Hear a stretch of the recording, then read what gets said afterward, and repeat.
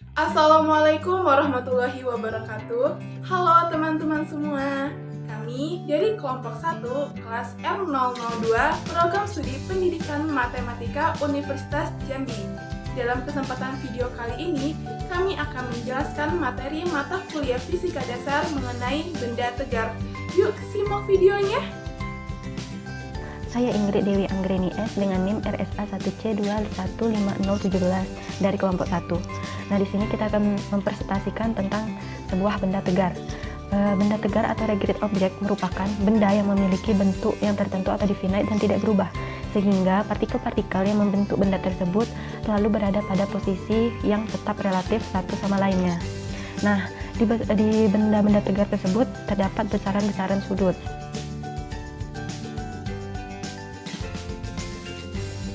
Posisi sudut atau theta. Nah, di sini terdapat sebuah gambar benda yang bergerak melingkar akan mengalami perubahan posisi sudut. Posisi benda dapat dinyatakan sebagai jari-jari R, sudut theta. Nah, tetapi di sini R atau jari-jari sama dengan tetap. Jadi posisinya ditunjukkan oleh sudutnya saja, yaitu theta dalam radian. Selanjutnya adalah radian atau rad. Secara umum, sudut diukur dalam radian atau rad. Definisi satu radian di sini yaitu bila jari-jari R sama dengan panjang busur S, maka sudut theta sama dengan 1 radian. Jadi di sini theta radian sama dengan panjang busur per jari-jari sama dengan S per R, atau S sama dengan theta dikali R.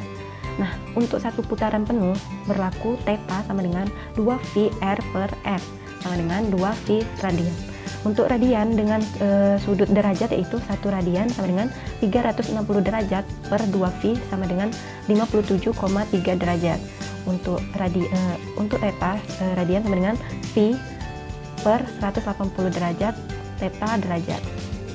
Selanjutnya adalah perpindahan sudut atau delta theta. Nah, di sini perpindahan sudut didefinisikan sebagai sudut yang dibuat benda yang berotasi selama selang waktu tertentu. Di sini kita lihat delta theta sama dengan theta t dikurang theta o, di mana theta t tersebut yaitu sudut akhir dan theta o yaitu sudut awal. Jadi delta t sama dengan sudut akhir dikurang dengan sudut awal. Selanjutnya, bila dalam selang waktu delta t benda menempuh sudut sejauh delta theta, maka dikatakan benda mengalami kecepatan sudut atau omega. Selanjutnya yaitu kecepatan sudut atau omega. Di sini kecepatan sudut ada dua, yaitu kecepatan sudut rata-rata dan kecepatan sudut sesaat. Untuk kecepatan sudut rata-rata yaitu average angular velocity merupakan perbandingan perubahan sudut atau perpindahan sudut delta theta yang ditempuh benda dalam selang waktu delta t. Jadi di sini kita lihat omega rata-rata sama dengan theta t dikurang theta o per t dikurang to sama dengan delta theta per delta t. Di sini jadi arah kecepatan sudut sama dengan arah pergeseran sudut. Satuan dari laju sudut di sini yaitu radian per second. Untuk kecepatan sudut sesaat atau instantaneous angular velocity merupakan limit dari kecepatan sudut rata-rata ketika delta t mendekati 0. Nah, di sini dapat kita lihat rumusnya yaitu omega sama dengan limit dari delta theta per delta t ketika delta t mendekati 0 sama dengan d theta per dt. Kecepatan sudut akan menjadi positif jika theta bertambah atau berlawanan arah dengan arah jarum jam. Sedangkan kecepatan sudut akan menjadi negatif jika theta berkurang atau searah dengan arah jarum jam. Nah, jika benda berotasi dengan kecepatan sudut konstan, maka nilai sesaat dan nilai rata-rata adalah sama. Selanjutnya yaitu percepatan sudut atau alfa. Ketika kecepatan sudut benda tegar mengalami perubahan, benda itu memiliki percepatan sudut atau alfa. Percepatan sudut di sini ada dua juga, yaitu percepatan sudut rata-rata dan percepatan sudut sesaat. Untuk percepatan sudut rata-rata atau average angular acceleration didefinisikan sebagai perbandingan antara perubahan laju sudut dengan selang waktu yang diperlukan benda untuk mengalami perubahan laju sudut tersebut. Di sini kita lihat rumusnya yaitu alfa sama dengan omega t dikurang omega o per tt dikurang to sama dengan delta omega per delta t, di mana omega t di sini yaitu kecepatan sudut akhir dikurang omega O yaitu kecepatan sudut awal per TT itu adalah waktu akhir dikurang dengan TO yaitu waktu awal. Arah percepatan sudut sama dengan arah kecepatan sudut. Jadi satuan dari percepatan sudut di sini yaitu radian per second kuadrat. Untuk percepatan sudut sesaat atau instantaneous angular acceleration didefinisikan sebagai limit dari percepatan sudut rata-rata ketika delta T mendekati 0. Di sini juga kita dapat lihat rumusnya yaitu alfa sama dengan limit delta omega per delta T ketika delta T mendekati 0 sama dengan d omega per dt. Percepatan sudut akan menjadi positif jika kecepatan sudut omega bertambah, sedangkan percepatan sudut alfa akan menjadi negatif jika kecepatan sudut omega berkurang. Lalu di sini ada sebuah contoh soal. Soalnya yaitu seorang pesenam berputar pada sebuah batang. Ia membutuhkan 2 detik untuk 2 putaran. Tentukan kecepatan rata-rata pesenam tersebut. Nah, di sini kita lihat pada gambar terlihat pesenam tersebut itu tuh bergerak searah dengan jarum jam, sehingga pergeseran sudutnya bisa dikatakan bernilai negatif. Lalu kita cari untuk delta theta-nya. Delta theta sama dengan negatif 2 putaran per 2 pi radian per 1 putaran, sama dengan minus 12,6 radian. Nah, untuk kecepatan sudut rata-ratanya yaitu kecepatan sudut omega sama dengan delta theta per delta t sama dengan minus 12,6 per 2 sama dengan minus 6,3 radian per second. Jadi untuk kecepatan rata-rata pesenam tersebut yaitu minus 6,3 radian per second.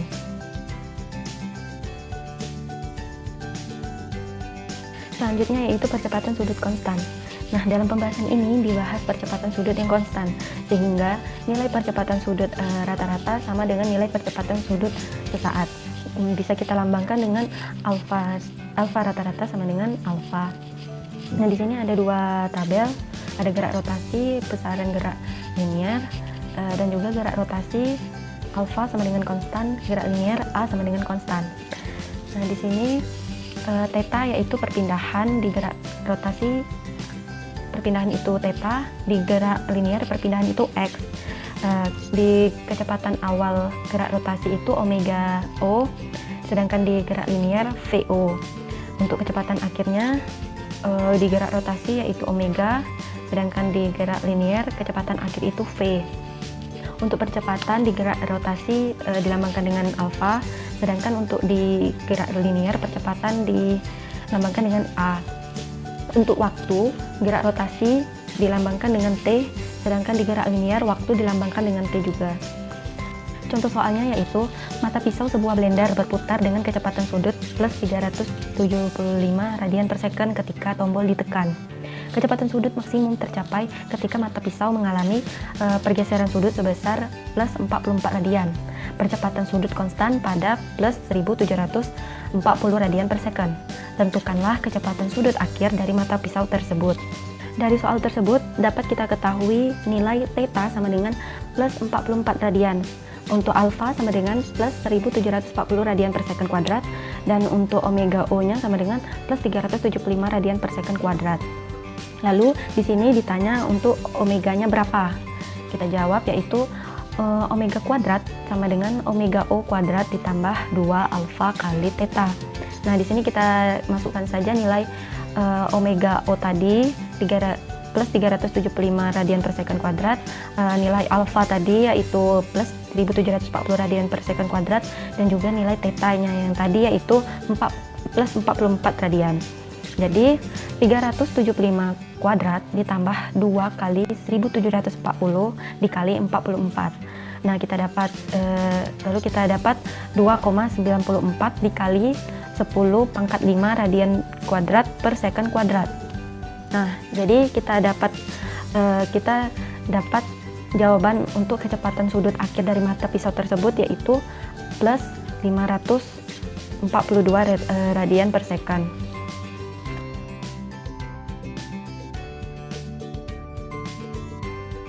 Dari gambar di samping, kita ketahui bahwa panjang lintasan yang telah ditempuh partikel adalah S, dan sudut yang telah disapu adalah θ.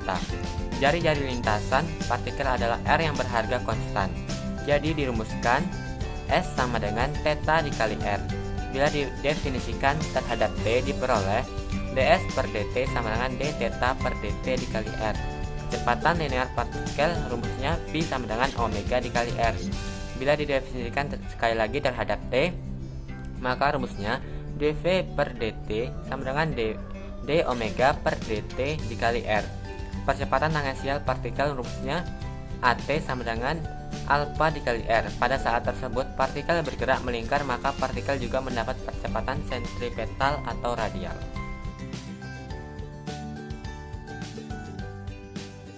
Momen inersia. Pengertian momen inersia. Inersia adalah kecenderungan benda untuk mempertahankan keadaannya, tetap diam atau bergerak. Inersia juga disebut dengan kelembaman suatu benda atau hukum kelembaman. Contoh, benda yang susah bergerak disebut memiliki inersia yang lebih besar. Bumi yang selalu dalam keadaan rotasi disebut memiliki inersia rotasi. Momen inersia dirumuskan yaitu I sama dengan mr kuadrat, di mana I sama dengan momen inersia, m sama dengan massa partikel, r sama dengan jarak partikel. Satuan momen inersia adalah kg m kuadrat. Sedangkan untuk momen inersia dari benda tegar diberikan adalah silinder padat pos di sumbu simetri, rumusnya I sama dengan 1/2 mr kuadrat. Silinder tipis berongga, rumusnya I sama dengan mr kuadrat. Bola pejar, rumusnya I sama dengan 2/5 mr kuadrat. Batang silinder, pors di tengah, rumusnya I sama dengan 1/12 ml kuadrat. Silinder pejal, poros di diameter, rumusnya I sama dengan 1/4 mr kuadrat ditambah 1/12 ml kuadrat. Silinder tipis berongga, pors di diameter, rumusnya I sama dengan 1/2 mr kuadrat. Bola tipis berongga, rumusnya I sama dengan 1/3 mr kuadrat. Dan batang silinder, pors di ujung, rumusnya I sama dengan 1/3 ml kuadrat. Selain itu, untuk menentukan energi kinetik suatu benda yang berotasi, kita dapat menggunakan rumus K sama dengan 1/2 I dikali omega kuadrat. Kita masuk ke contoh soal. Sebuah partikel bermasa 0,5 kg bergerak melingkar dengan kecepatan sudut tetap 2 radian per sekon. Tentukan energi kinetik rotasi partikel jika jari-jari lintasan partikel 10 cm. Kita jawab, buat diketahuinya terlebih dahulu. Massa partikel M sama dengan 0,5 kg, jari-jari bola pejar R sama dengan 10 cm, kita ubah menjadi 0,1 meter. Kecepatan sudut omega sama dengan 2 radian per sekon. Ditanya energi kinetik rotasi partikel. Kita jawab, I sama dengan mr kuadrat sama dengan 0,5 dikali 0,1 kuadrat sama dengan 0,5 dikali 0,01. Hasilnya sama dengan 0,005 kg meter kuadrat. Energi kinetiknya sama dengan 1/2 I dikali omega kuadrat sama dengan 1/2 dikali 0,005 dikali 2 kuadrat sama dengan 1/2 dikali 0,005 dikali 4 sama dengan 0,005 dikali 2 sama dengan 0,01 joule. Baiklah, di sini saya akan menjelaskan momen inersia sejumlah partikel. Jika sistem mengandung sejumlah partikel, maka momen inersia total sistem tersebut merupakan jumlah momen inersia masing-masing partikel. Penjumlahan dapat dilakukan secara aljabar biasa karena kita anggap momen inersia merupakan besaran skalar.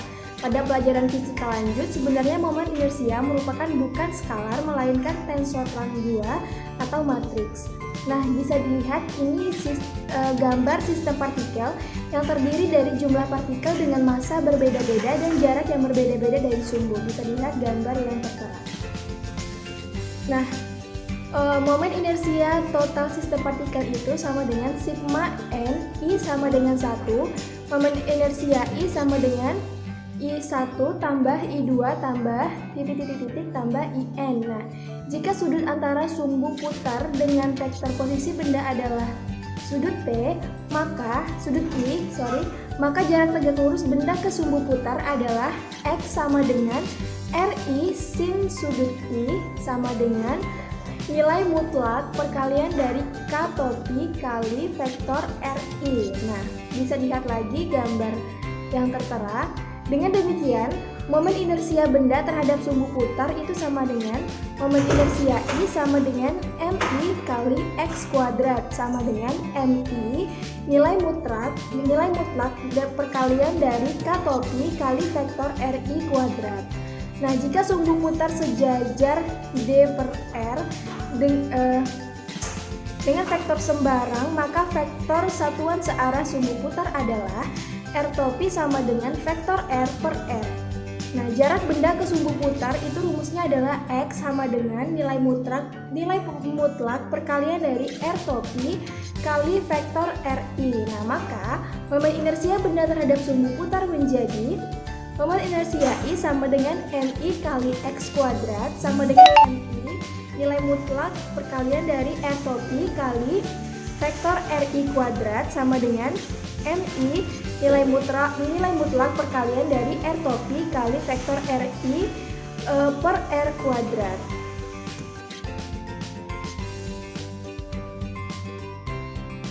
Selanjutnya saya akan menjelaskan momen inersia benda kontinu. Menentukan momen inersia benda-benda kontinu seperti tongkat, bola, dan silinder tidak dapat dilakukan dengan penjumlahan sederhana. Momen inersia benda-benda ini dihitung dengan cara integral. Benda kontinu besar dibagi atas elemen-elemen kecil. Massa masing-masing elemen adalah delta M1, delta M2, delta M3, dan seterusnya, delta NI, dan seterusnya.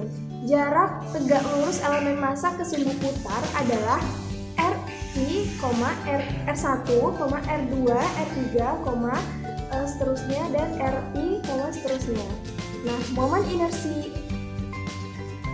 inersia benda kontinu itu dapat ditulis sebagai momen inersia benda kontinu sama dengan delta M1 kali R1 kuadrat ditambah delta M2 kali R2 kuadrat ditambah seterusnya ditambah delta MI kali RI kuadrat ditambah titik-titik ditambah delta MN kali RN kuadrat sama dengan sigma N I sama dengan 1 delta MI kali RI kuadrat. Nah, bisa dilihat gambar benda kontinu dibagi atas elemen-elemen kecil. Tiap elemen dapat dipandang sebagai benda titik. Jumlah elemen adalah N yang nilainya menuju tak berhingga.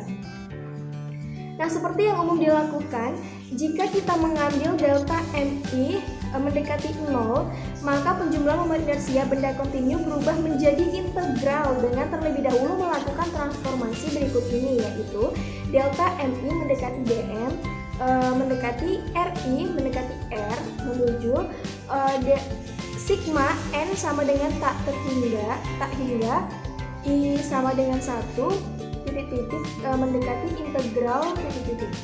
Nah, dengan transformasi ini, maka momen inersia pada penjumlahan momen inersia benda kontinu itu adalah sama dengan I sama dengan integral R kuadrat kali dN. Oke, baiklah, selanjutnya kita masuk ke contoh soal. Misalkan massa jenis bata yang memiliki panjang L tidak konstan, maka jenis bata berbagai posisi memenuhi persamaan mu sama dengan mu0 tambah bx dengan b adalah konstanta positif. Sumbu rotasi ditempatkan pada ujung batang yang memiliki massa jenis terkecil. Berapa momen inersia batang terhadap sumbu tersebut? Nah, mari kita jawab. Batang pada soal itu diilustrasikan sebagai berikut, bisa dilihat gambarnya. Pada sumbu itu ke dx itu adalah x dengan x-nya itu sama dengan L. Oke, kita masuk ke pembahasan. Perhatikan elemen setebal dx yang berada pada jarak dari sumbu. Nah, massa elemen tersebut adalah dm sama dengan mu dx sama dengan mu0 tambah bx dx. Momen inersia batang adalah, nah, momen inersia itu sama dengan integral dengan batas atas L dan batas bawah 0 x kuadrat kali dm sama dengan integral batas atas L dan batas bawah 0 x kuadrat kali x kuadrat itu kan sama dengan dm itu kan sama dengan mu 0 tambah bx. Jadi langsung kita ubah seperti pada yang dilihat kali dx. Nah, sama dengan integral dengan batas atas L dan batas bawah 0 kali mu 0x kuadrat tambah bx pangkat 3 dx. Itu sama dengan 1/3 kali mu 0x pangkat 3 tambah 1/4 bx pangkat 4. Nah, sama dengan hasilnya kita peroleh menjadi 1/3 mu 0 L pangkat 3 tambah 1/4 bl pangkat 4. Itulah hasilnya. Selanjutnya akan dibahas mengenai dalil sumbu sejajar. Momen inersia sebuah benda, khususnya jika benda tersebut memiliki bentuk yang tidak teratur, jauh lebih mudah untuk ditentukan jika melalui pusat massa benda. Namun, bagaimana ya jika sebuah benda tersebut tidak melalui pusat massa benda? Maka disinilah dalil sumbu sejajar digunakan. Jadi, dalil sumbu sejajar digunakan untuk menentukan momen inersia sebuah benda jika tidak melalui sumbu pusat massa, asalkan momen inersia terhadap sumbu pusat massa diketahui. Maka, momen inersia pada sembarang sumbu yang sejajar terhadap sumbu pusat massa dapat dengan mudah untuk ditentukan. Dalam hal ini, yang perlu diketahui adalah dua besaran. Yang pertama adalah massa benda, dan yang kedua adalah jarak antara dua sumbu yang sejajar.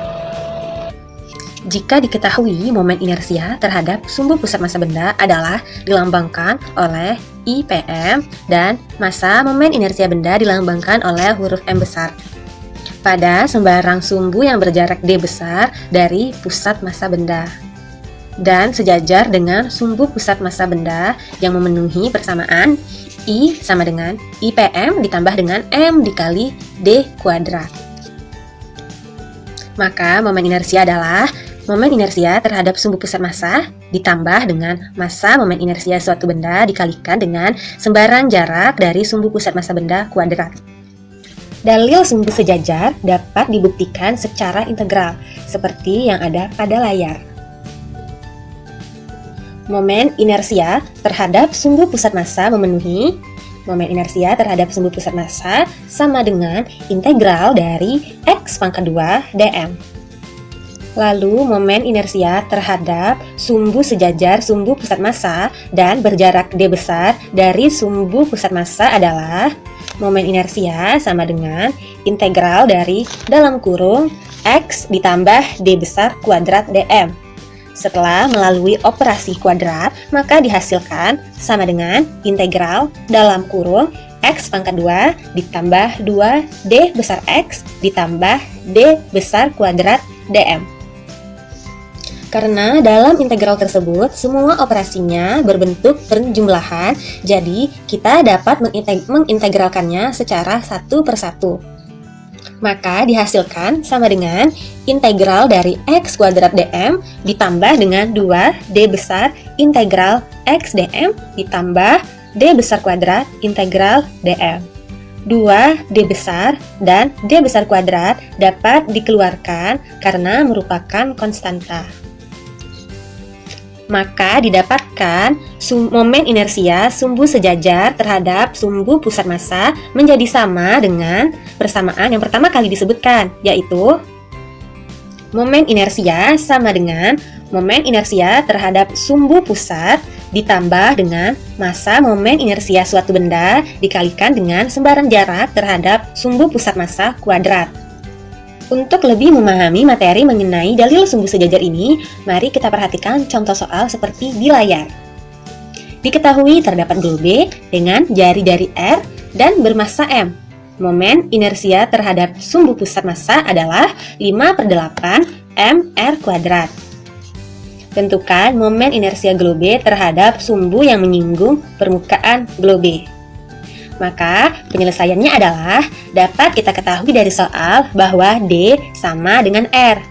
Dengan demikian, momen inersia yang menyinggung permukaan globe adalah momen inersia sama dengan momen inersia pusat massa ditambah dengan M dikali D kuadrat, yang mana sama dengan Momen inersia terhadap pusat massa telah diketahui nilainya adalah 5/8 mr². Maka kita masukkan ke dalam persamaan.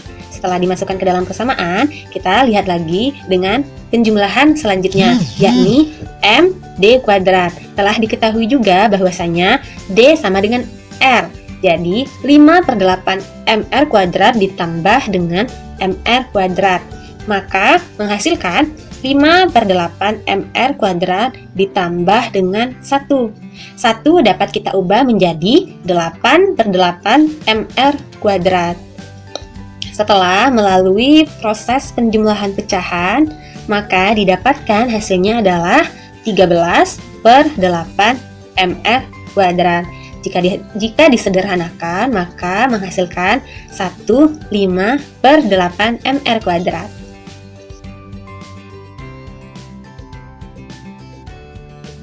Selanjutnya, kita memasuki materi mengenai momen gaya. Benda yang sedang diam akan mengalami rotasi jika pada benda tersebut bekerja suatu besaran yang dinamakan momen gaya atau yang dikenal dengan torka. Pada benda yang sedang berotasi juga akan mengalami perubahan kecepatan sudut jika pada benda tersebut juga bekerja gaya momen gaya. Torka akan menghasilkan percepatan rotasi. Untuk menentukan rumus dari torka dapat dilakukan sejumlah percobaan. Untuk gambar dapat dilihat pada layar. Pada gambar di layar, gaya yang bekerja pada benda diubah-ubah, tetapi semua besaran dipertahankan konstan. Jadi, dapat disimpulkan bahwasanya makin besar gaya yang diberikan, maka percepatan rotasi akan makin besar pula. Ini berarti makin besar gaya, makin besar juga torka. Jadi, didapat kesebandingan, yaitu torka sebanding dengan besar gaya. Pada gambar di layar berikut ini, diubah-ubah jarak tempat gaya bekerja dari sumbu rotasi, tetapi tetap mempertahankan besar gaya tersebut. Dapat disimpulkan bahwasanya makin besar jarak tempat kerja gaya ke sumbu rotasi, maka makin besar pula torka. Jadi, didapat kesebandingan, yaitu torka sebanding dengan besar jarak tempat kerja gaya ke sumbu rotasi. Nah, pada gambar selanjutnya dapat terlihat bahwa yang diubah adalah sudut antara gaya dan vektor penghubung sumbu putar dengan gaya. Jarak maupun besar gaya tetap dipertahankan. Dapat diamati pada gambar bahwasanya makin tegak lurus gaya terhadap vektor penghubung sumbu rotasi dengan gaya, maka percepatan rotasi akan makin besar pula. Ini menandakan bahwa makin tegak lurus gaya terhadap vektor penghubung sumbu rotasi dengan gaya, maka torka makin besar pula. Jadi, nilai makin besar jika sudut makin tegak lurus adalah sin theta. Jadi, kita dapatkan kesebandingan torka sebanding dengan sinus theta. Dari ketiga kesebandingan yang telah dipaparkan, didapat kesimpulan bahwasanya torka sebanding dengan gaya, sebanding dengan jarak lokasi gaya, dan sebanding pula dengan sinus sudut. Dengan demikian, didapatkan persamaan torka, yaitu torka sama dengan jarak lokasi gaya dikali dengan besar gaya dikali dengan sinus theta. Dalam notasi vektor, torka dapat ditulis sebagai vektor torka sama dengan vektor jarak lokasi gaya dikalikan dengan vektor besar gaya. Dapat dilihat pada layar. Untuk jauh lebih memahami mengenai materi momen gaya, dapat diperhatikan contoh soal yang terdapat pada layar. Sebuah baut akan diputar menggunakan kunci pas dengan gaya sebesar 40 Newton, seperti yang ditunjukkan pada gambar di layar. Jika titik tangkap gaya berjarak 50 cm dari titik pusat baut, maka berapakah besar momen gaya terhadap baut tersebut? Penyelesaiannya adalah diketahui dari soal bahwasanya besar gaya adalah 40 Newton, jaraknya adalah 50 cm, dan tetanya adalah 150 derajat. Dari diketahui pada soal, maka kita dapat menyimpulkan persamaan yang dapat digunakan adalah persamaan ketiga yang telah dipaparkan pada penjelasan sebelumnya, yaitu torka sama dengan jarak dikali dengan besar gaya dikali dengan sinus theta. Maka, nilai-nilai yang telah diketahui pada soal kita masukkan ke dalam persamaan tersebut. Maka dihasilkan torka sama dengan 0,5 meter dikali 40 Newton dikali dengan sinus 150 derajat. 0,5 meter itu didapat dari 150 cm diubah ke dalam meter untuk menghasilkan satuan besar momen gaya. Selanjutnya, 0,5 cm tadi dikalikan dengan 40 Newton dikalikan dengan nilai fungsi trigonometri sinus 150 derajat yaitu 1/2. Maka hasil akhir yang didapatkan adalah 10 Newton meter. Jadi, besar momen gaya terhadap baut tersebut adalah sebesar 10 Newton meter.